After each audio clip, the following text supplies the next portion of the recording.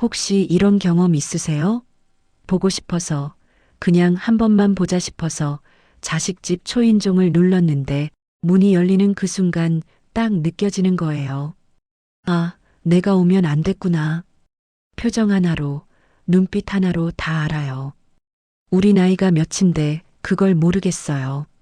그날 밤 혼자 집에 돌아와서 이불 뒤집어 쓰고 울었다는 분들, 이 채널에 정말 많이 계세요. 오늘 이 영상은 그분들을 위해 만들었습니다. 결혼한 자식집, 왜 가면 안 되는지, 가고 싶은 마음을 어떻게 해야 하는지, 그리고 자식과의 관계를 오히려 더 오래, 더 단단하게 이어가는 방법이 무엇인지, 오늘 끝까지 보시면 가슴속에 맺혀 있던 게 조금은 풀리실 겁니다. 영상 후반부에는 노후에 진짜 행복한 부모들의 공통점도 알려드리니까 절대 끄지 마세요. 이 영상이 도움이 되신다면 구독 버튼 한번 눌러주세요. 억지로 드리는 말씀이 아니라 이런 이야기를 나눌 공간이 유지되려면 여러분의 작은 응원이 정말 큰 힘이 됩니다. 좋아요와 알림 설정까지 해주시면 이 채널이 더 오래 여러분 곁에 있을 수 있습니다. 진심으로 감사드립니다. 오늘 이야기는 제가 직접 들은 이야기로 시작할게요. 경기도 수원에 사시는 72세 김순자 어머님 이야기예요. 이름은 바꿨지만 내용은 그대로입니다. 이분은 아들이 결혼한 지 4년이 됐고 수원에서 서울 마포까지 지하철로 1시간 반 거리에 살고 계세요. 아들 내외가 맞벌이라 손주를 어린이집에 맡기는데 어머님은 손주가 보고 싶을 때마다 가끔씩 찾아가셨대요. 가끔이 어느 정도냐고요? 어머님 기준으로는 한 달에 두세 번. 근데 며느리 기준으로는 거의 매주였대요. 어느 날 어머님이 갑자기 연락도 없이 가셨어요. 손주한테 사주고 싶은 게 생겨서 그냥 가면 반갑겠지 싶어서. 근데 문을 열어준 며느리 얼굴이 뭔가 달랐대요. 억지로 웃는 얼굴이었는데 어머님은 그게 뭔지 딱 느껴졌대요. 안에 들어가니까 거실이 좀 어수선했는데 아들은 방에서 나오지도 않고 손주는 반갑다고 달려오는데 며느리는 주방에서 뭔가 하면서 거의 말이 없는 거예요. 1시간 있다가 나왔는데 집에 오는 지하철 안에서 눈물이 그냥 쏟아졌대요. 억울한 것도 아니고 화가 난 것도 아니고 그냥 서러웠대요. 내가 뭘 잘못한 건지도 모르겠고 내 아들 집인데 내가 왜 눈치를 봐야 하는지도 모르겠고 이 이야기를 들으시면서 고개 끄덕이시는 분들 분명히 계실 거예요. 어쩌면 본인 이야기 같다 싶으신 분도 계실 거고요. 오늘 이 이야기를 끝까지 해드리고 싶은 이유가 바로 여기 있어요. 우리나라 통계를 하나 보면요. 한국보건사회연구원에서 조사한 자료에 따르면 60대 이상 부모들이 자녀 관계에서 가장 많이 느끼는 갈등. 원인 1위가 뭔지 아세요? 방문 빈도 문제예요. 너무 자주 온다는 거, 연락 없이 온다는 거. 이게 1위예요. 용돈 문제도 아니고 손주 양육 방식 차이도 아니에요. 그냥 너무 자주 오는 것. 이게 가장 큰 갈등이라는 거예요. 근데 또 반대로 부모 입장에서 조사한 자료를 보면 부모들은 자기가 자식 집에 가는 걸 부담을 주는 행동이라고 생각하는 비율이 굉장히 낮아요. 대부분의 부모들은 내가 가면 자식이 반갑겠지. 손주도 보고 싶고, 나도 보고 싶고, 그게 당연한 거 아닌가 하는 마음으로 가신다는 거예요. 여기서 간극이 생겨요. 부모는 반갑게 오는데 자식 내외는 부담스러운 거예요. 왜 이런 차이가 생기냐? 이걸 이해하려면 결혼한 자식의 집이라는 공간이 어떤 의미인지를 먼저 알아야 해요. 자식이 결혼을 하면 그 집은 이제 그 아이의 집이 아니에요. 부부의 집이에요. 두 사람이 함께 만든 공간이에요. 특히 며느리나 사위 입장에서는 그 집이 자기가 유일하게 완전히 편하게 있을 수 있는 공간이에요. 시집이나 처갓집에 가면 항상 긴장해야 하잖아요. 근데 자기 집만큼은 내 공간이고 내 방식대로 살 수 있는 곳이에요. 거기에 시어머니나 장모님이 오시면 어떻게 되냐고요? 집이 더 이상 내 편한 공간이 아니게 돼요. 청소 상태도 신경 써야 하고, 옷도 신경 써야 하고, 말 한마디 한마디도 조심해야 하고, 거실에서 편하게 드러눕지도 못하고, 남편이랑 편하게 티격태격하지도 못해요. 그게 하루 이틀이 아니라 자주 반복되면 스트레스가 쌓이죠. 이 사람이 나쁜 며느리라서가 아니에요. 인간이라면 당연히 느끼는 감정이에요. 사위도 마찬가지예요. 장인 장모님이 자주 오시면 자기 집에서 가장 편하게 있어야 할 사람이 자기가 아닌 게 되는 거예요. 그게 반복되면 은근히 쌓여요. 처음에는 표 안 내려고 참는데 어느 순간 넘치는 거죠. 그리고 이게 부부싸움의 불씨가 돼요. 이 부분이 정말 중요한데 많은 부모님들이 이걸 모르고 계세요. 시어머니가 자주 오면 처음에는 며느리가 혼자 참아요. 남편한테 직접 말하기 어려우니까. 근데 쌓이다 보면 터지죠. 어느 날 남편한테 한마디 해요. 어머니 왜 이렇게 자주 오셔? 그러면 아들은 어떻게 반응하냐고요? 자기 어머니 욕하는 것처럼 느껴지니까 방어적이 되죠. 내 엄마 좀 왔다고 그게 뭐가 문제야? 이렇게 싸우는 거예요. 그 싸움의 근원이 뭐냐고요? 어머니의 방문이에요. 어머니는 아들 내외가 싸우는 걸 원하신 게 아니에요.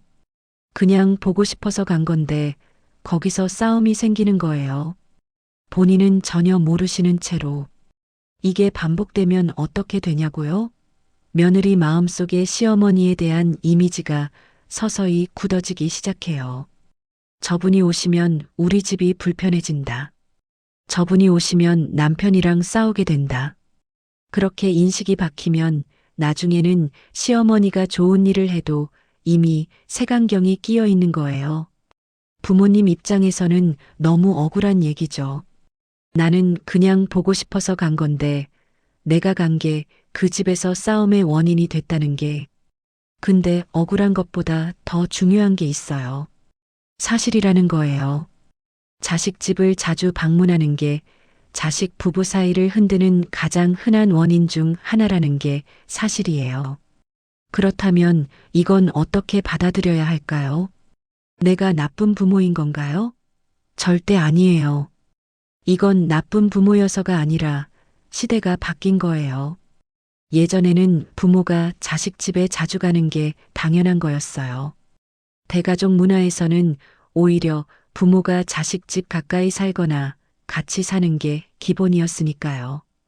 근데 지금은 달라요. 지금 30대, 40대 부부들은 핵가족 문화에서 태어나고 자랐어요. 두 사람만의 공간, 두 사람만의 시간이 중요하다는 걸 당연하게 여기는 세대예요. 이게 맞다 틀리다의 문제가 아니에요. 세대 차이, 가치관 차이예요. 그 차이를 인정하는 게 시작이에요.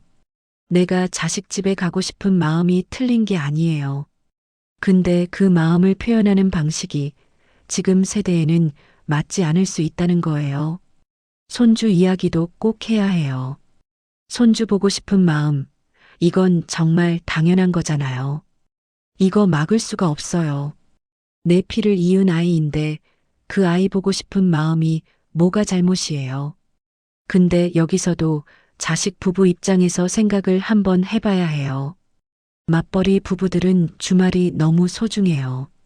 평일에 아이를 어린이집에 맡기고 퇴근하면 이미 지쳐있는 상태에서 아이 밥 먹이고 씻기고 재우고 나면 자기들 시간이 없어요. 그러면 주말에는 좀 쉬고 싶잖아요. 아니면 셋이서 가족끼리 뭔가 하고 싶잖아요. 그 주말에 시어머니나 장모님이 오시면 그날 자기들 계획이 다 무너지는 거예요. 나쁜 마음이 아니에요. 그냥 지친 부부가 겨우 쉬려던 날이 흔들리는 거예요. 그럼 손주를 어떻게 봐야 하냐고요? 방법이 없는 건 아니에요. 자식 부부가 피곤하거나 바쁠 때 오히려 손주를 데려와서 봐줄 수 있잖아요. 그게 진짜 도움이 되는 거예요. 자식 집에 가서 손주를 보는 게 아니라 손주를 내 집으로 데려오거나 외부에서 만나는 방식으로 그렇게 하면 자식 부부 입장에서는 오히려 너무 감사한 거예요. 우리 쉬고 싶을 때 손주 봐주신다고 하니까. 그게 서로에게 훨씬 좋은 방식이에요. 근데 여기서 또 하나 중요한 게 있어요. 자식 집에 왜 자꾸 가고 싶냐는 거, 그 이유를 한번 솔직하게 들여다봐야 해요. 자식이 보고 싶어서라고 하는데 사실은 그 안에 다른 감정이 섞여 있는 경우가 많아요. 외로움이에요. 집에 혼자 있으면 너무 심심하고 갈 곳도 없고 할 것도 없으니까 자식 집이 유일한 낙이 돼버리는 거예요. 이건 자식에게 기대는 게 아니라 본인의 삶이 아직 채워지지 않았다는 신호예요. 이 부분이 오늘 영상에서 제가 가장 드리고 싶은 말씀 중에 하나예요. 자식이 보고 싶을 때마다 자식한테 달려가는 게 아니라 그 에너지를 나 자신에게 쏟는 연습을 해야 한다는 거예요. 내 삶이 충분히 채워져 있는 사람은 자식이 자주 연락 안 해도 그렇게 서운하지 않아요. 내 삶에 즐거운 게 있고 만나는 사람들이 있고 할 일이 있으니까요. 근데 내 삶이 비어 있을수록 자식한테 의지하게 되고 그게 자식한테는 부담이 되는 거예요. 지금 우리나라 60대 이상 어르신들 중에서 본인만의 취미가 있는 분이 얼마나 되냐고요? 통계를 보면 생각보다 훨씬 적어요. 특히 여성 어르신들의 경우에는 평생을 가족 중심으로 살아오셨기 때문에 본인만의 취미나 인간관계가 거의 없는 경우가 많아요. 자식 키우고 남편 뒷바라지하고 그게 삶의 전부였는데 자식이 결혼해서 나가고 남편도 은퇴하고 나면 갑자기 나는 뭘 해야 하나 싶은 거죠. 그 공백을 자식한테 채우려고 하면 안 된다는 거예요. 그건 자식도 감당할 수 없는 짐이에요. 그리고 자식도 알아요, 느껴요. 엄마가 우리한테 너무 많이 의지한다는 걸. 처음에는 미안해서 받아주는데 시간이 갈수록 피곤해지는 거예요. 그러다 보면 연락도 뜸해지고 오히려 거리를 두게 되는 거예요. 자식이 연락이 뜸해지는 이유, 많은 부모님들이 서운해 하시는 이 부분에 대해서 솔직하게 말씀드릴게요. 물론 그냥 바빠서 연락 못하는 경우도 있어요. 근데 의도적으로 거리를 두는 경우도 있어요. 왜냐고요? 연락하면 뭔가 요청이 오거나 방문 이야기가 나오거나 또는 걱정이나 잔소리가 올 것 같아서요. 그게 부담스러운 거예요. 자식이 나쁜 게 아니에요. 인간은 부담스러운 상황을 본능적으로 피하게 되어 있어요. 그럼 자식이 부담 없이 연락할 수 있게 하려면 어떻게 해야 하냐고요? 연락할 때마다 자식을 편하게 해줘야 해요. 언제 오냐, 언제 보냐, 왜 연락 안 했냐, 이런 말이 없어야 해요. 그냥 잘 있냐, 밥은 먹었냐, 요즘 날씨가 어쩌고, 이런 가벼운 안부가 편한 거예요. 자식이 연락하고 나서 기분이 좋아야 다음에 또 연락하고 싶잖아요. 연락할 때마다 뭔가 무거운 게 느껴지면 자연스럽게 연락을 줄이게 되는 거예요. 이게 말은 쉬운데 실천이 어렵다는 거 알아요.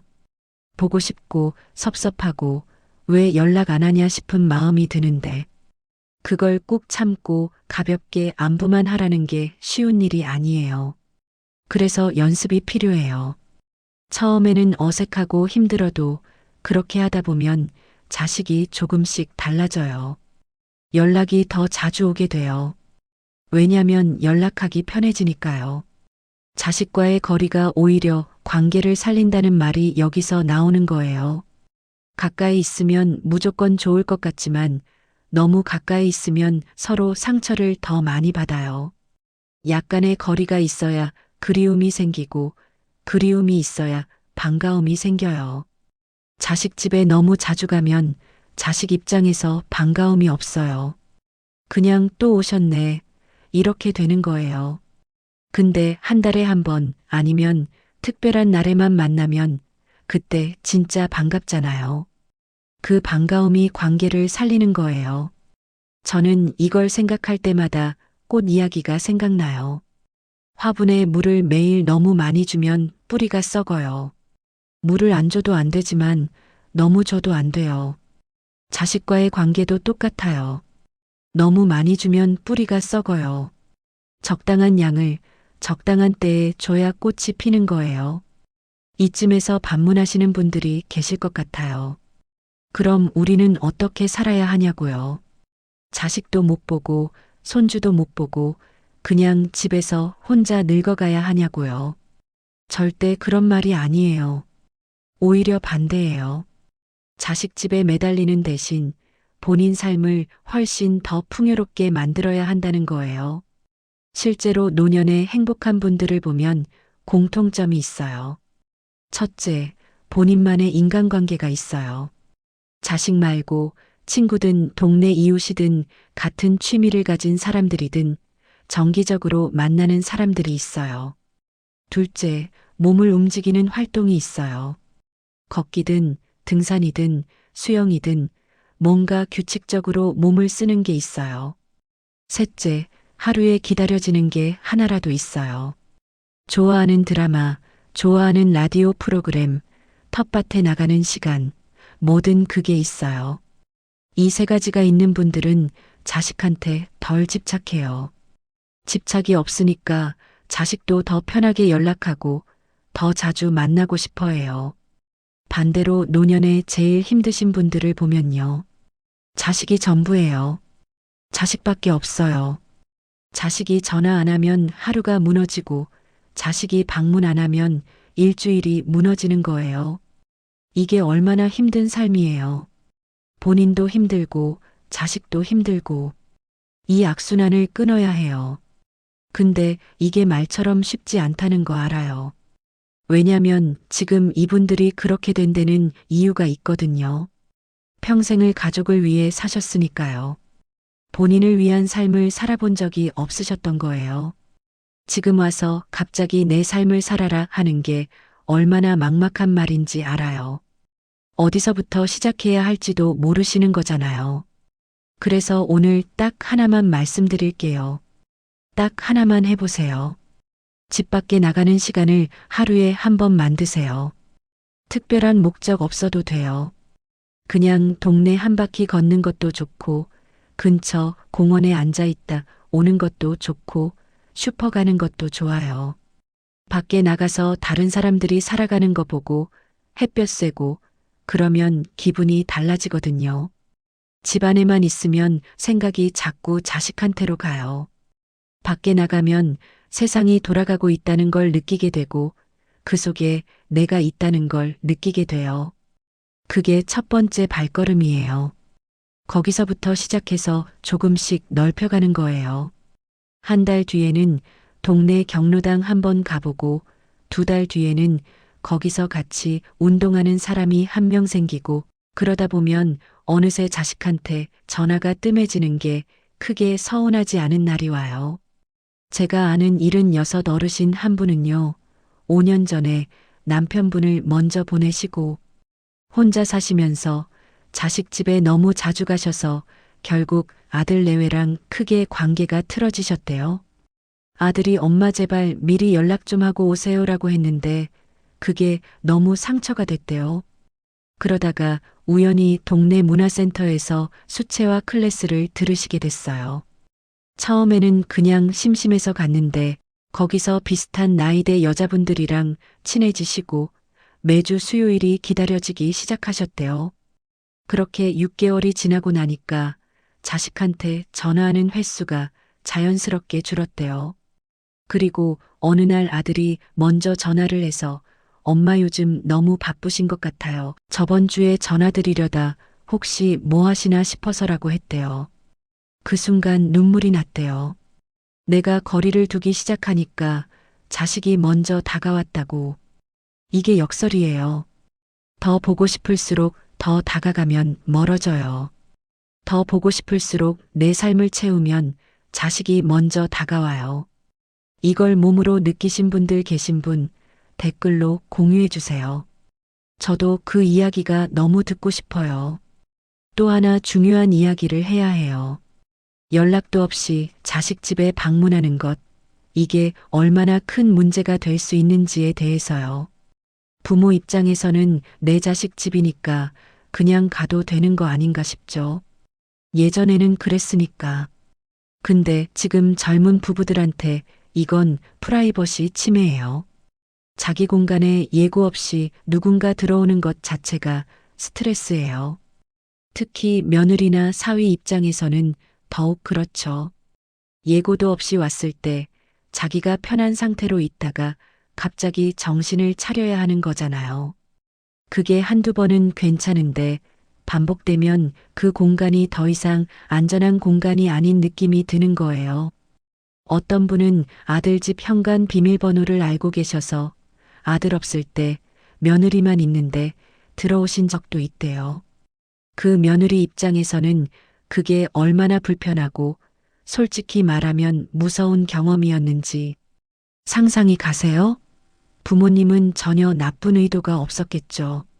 그냥 밑반찬 가져다 주려고 아들 집에 잠깐 들렀다가 이왕 온 김에 들어간 것뿐인데. 근데 며느리한테는 그게 엄청난 불쾌감이 된 거예요. 이런 일이 쌓이고 쌓이면요. 며느리가 남편한테 결국 말하게 돼요. 그리고 그게 부부 갈등이 되고 아들은 어머니한테 서운한 마음이 생기고 어머니는 내가 뭘 잘못했어라고 억울해하시고 이 악순환이에요.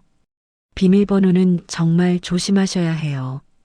비밀번호를 아신다고 해서 아무 때나 들어가셔도 되는 게 아니에요. 그건 자식 집이 아직 내 집이라는 착각에서 오는 거예요. 자식이 결혼하는 순간 그 집은 내 집이 아니에요. 방문할 때는 반드시 미리 연락하고 자식, 부부 모두 편한 시간에 가야 해요. 이게 기본이에요. 방문 횟수에 대해서도 한번 생각해 보셔야 해요.